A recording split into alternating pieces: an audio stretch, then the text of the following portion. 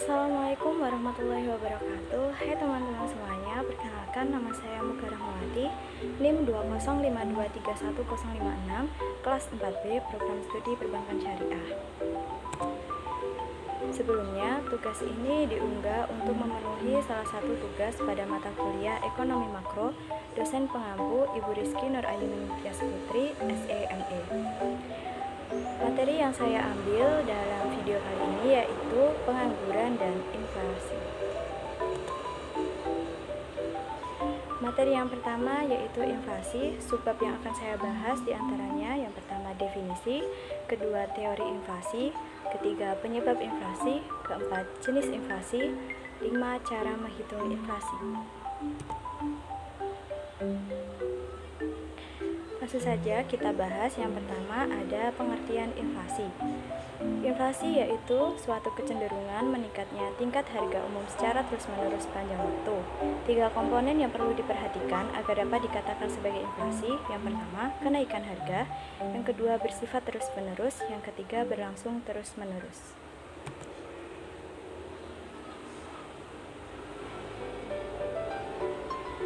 Selanjutnya ada teori-teori tentang inflasi. Yang pertama ada teori kuantitas. Teori ini menyoroti hal-hal yang berperan dalam proses inflasi, yaitu jumlah uang beredar dan anggapan masyarakat mengenai kenaikan harga. Yang kedua ada teori Keynes. Menurut John Maynard Keynes, inflasi terjadi karena suatu masyarakat ingin hidup di luar batas kemampuan ekonominya. Yang ketiga ada teori strukturalis.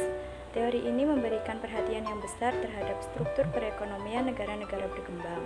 Hal ini disebabkan inflasi dikaitkan dengan faktor-faktor struktural dari perekonomian.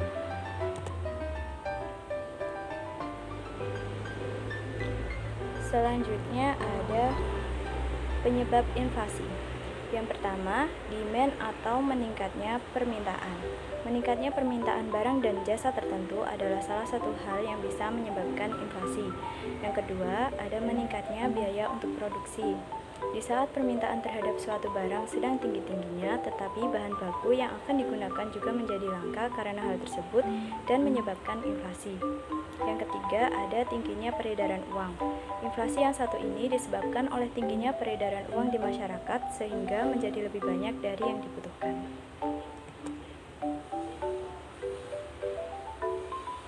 Selanjutnya ada jenis-jenis inflasi. Jenis-jenis inflasi dibagi lagi menjadi 4. Yang pertama menurut besarnya ada inflasi ringan, yaitu inflasi di bawah 10%. Kemudian ada inflasi sedang, yaitu inflasi antara 10 sampai 30%.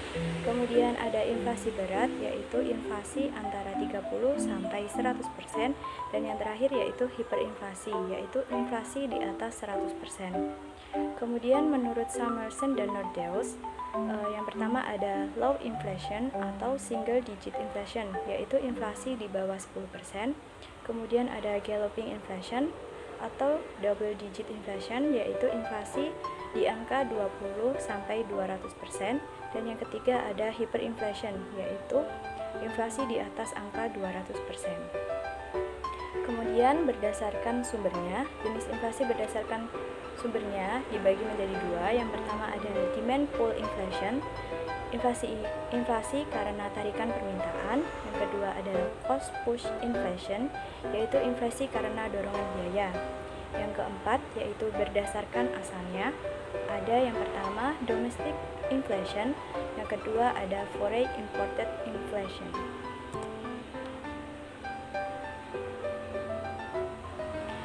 Kemudian ada cara menghitung inflasi. Ada 2 cara. Yang pertama didasarkan atas perubahan harga, dan yang kedua didasarkan barang dan jasa yang banyak.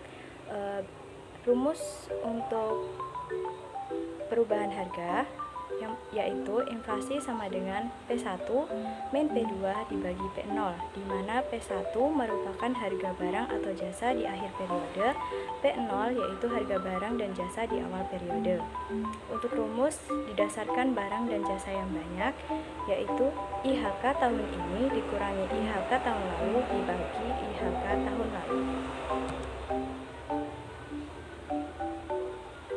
Lanjut ke materi yang selanjutnya, yaitu pengangguran. Subbabnya yang pertama ada definisi, kemudian yang kedua penyebab, ketiga ada kategori pengangguran, keempat cara mengukur pengangguran, dan yang kelima konsep penting tentang ketenagakerjaan. Yang pertama yaitu pengertian pengangguran. Ada beberapa pengertian pengangguran menurut beberapa ahli. Yang pertama ada Ida Bagus Mantra.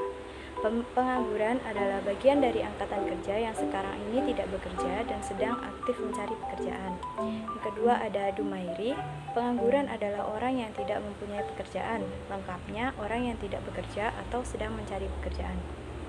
Dari pengertian kedua ahli tersebut dapat disimpulkan pengangguran adalah orang yang tidak mempunyai pekerjaan, sedang mencari pekerjaan, atau sedang mempersiapkan pekerjaan. Selanjutnya ada penyebab pengangguran. Penyebab pengangguran ada beberapa. Yang pertama, jumlah penduduk yang banyak. Yang kedua, pendidikan dan keterampilan yang rendah. Ketiga, teknologi yang semakin modern. Keempat, pengusaha yang selalu mengejar keuntungan dengan cara melakukan penghematan dan rasionalisasi. Kelima, adanya lapangan kerja yang dipengaruhi musim. Dan yang terakhir, ketidakstabilan perekonomian, politik, dan keamanan suatu negara. Selanjutnya ada kategori penganggur. Kategori penganggur dibagi menjadi dua. Yang pertama yaitu berdasarkan jam kerja. Yang termasuk pengangguran berdasarkan jam kerja, yang pertama pengangguran terselubung, yaitu tenaga kerja yang tidak bekerja secara optimal karena suatu alasan tertentu. Dua, yaitu setengah menganggur, yaitu tenaga kerja yang tidak bekerja secara optimal karena tidak ada lapangan pekerjaan. Ketiga, yaitu pengangguran terbuka, tenaga kerja yang sungguh-sungguh tidak mempunyai pekerjaan. Untuk kategori pengangguran yang kedua yaitu berdasarkan penyebab. Di antaranya yang pertama pengangguran friksional, yaitu pengangguran yang sifatnya sementara karena sedang dalam proses peralihan. Kedua, pengangguran struktural, pengangguran yang disebabkan oleh perubahan struktur dan corak ekonomi dalam jangka panjang. Ketiga, pengangguran konjungtur, yaitu diakibatkan oleh perubahan gelombang naik turunnya siklus ekonomi.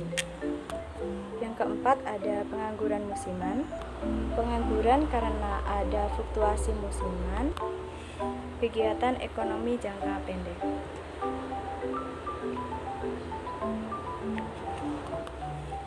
Selanjutnya ada dampak pengangguran. Yang pertama bagi perekonomian negara. Dampak pengangguran bagi perekonomian negara yang pertama penurunan pendapatan per kapita, yang kedua penurunan pendapatan pemerintah yang berasal dari sektor pajak, yang ketiga meningkatnya biaya sosial yang harus dikeluarkan pemerintah.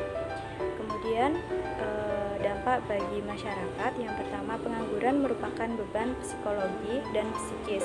Yang kedua, pengangguran dapat menghilangkan keterampilan. Ketiga, pengangguran akan menimbulkan ketidakstabilan sosial dan politik.